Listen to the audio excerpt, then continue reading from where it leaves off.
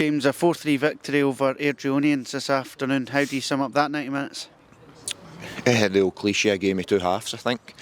First half, it's not something we want to be associated with. As a group, myself, the staff, the players included in that, and then the fans who were here in great numbers today, who were fantastic, who were frustrated in that first half with what they were watching, and rightly so. Airdrie were by far the better team, by far the hungrier team. They won more second balls, they pressed us in a way that we were trying to press them, and they wanted it more in that first half, and that's the first time I've been able to say that about this group. That 45 minutes was nowhere near the standard. We were lucky to get in at the scoreline we got in it, and it wasn't a reflection of what that group of lads have done since the 14th of June when we came in, myself and Dave. So no, the first half was very poor, but what comes out of that is massive character. The three positives that come out of today is the character the players showed, the 3 points. It's the third one, and the subs that come on. You can tell my head's fried as well, but the subs that come on made a huge impact in the game. And they must have been sitting watching that first 45 and wondering why they were on the bench as well. But with them going on, it gave everyone a lift and a boost, and everyone followed suit with the subs, and we rolled the sleeves up. We played some decent stuff as well, but take away nice football, take away good play.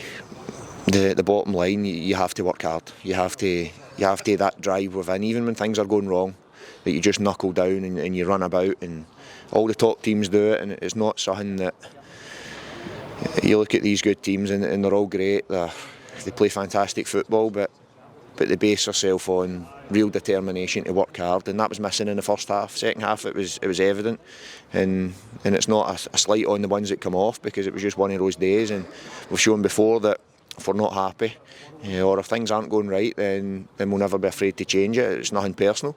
We showed that players have come off early and played the next week, so it's forgotten about now, but we need to make sure that doesn't happen again.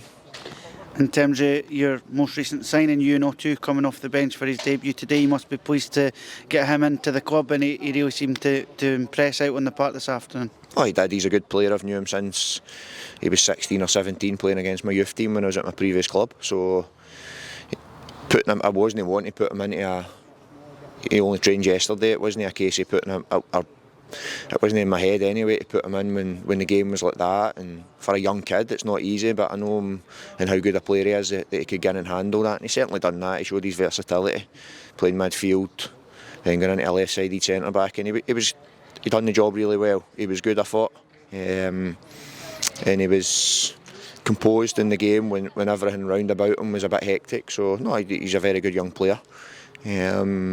And he helped us today, but I think all credit today, and certainly early on, has to go to, or a lot of credit has to go to Airdrie. They were everything we wanted to be in the first half, winning every second ball. They were pressing us, they were fluid in what they were doing, and they'll be hurting in there with another massive game coming up next week. So we need to make sure when the time comes next week for minute one that we're at it, because if we don't, the same thing will happen next week.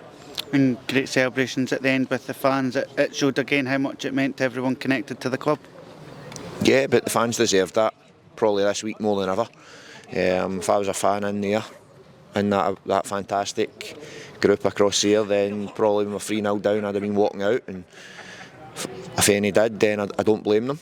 But for the ones that stayed and got behind us, it's a massive thank you from myself, Dave, and all the staff plus all the players, because they helped us over the line and they deserved that celebration. Look, we would have been over there had we lost the game 3-4-0, which at one point wasn't too far away, because we're thinking that could easily have happened the way things were going, but we still would have went over, because they don't deserve to be watching that. They don't, because they've followed us everywhere.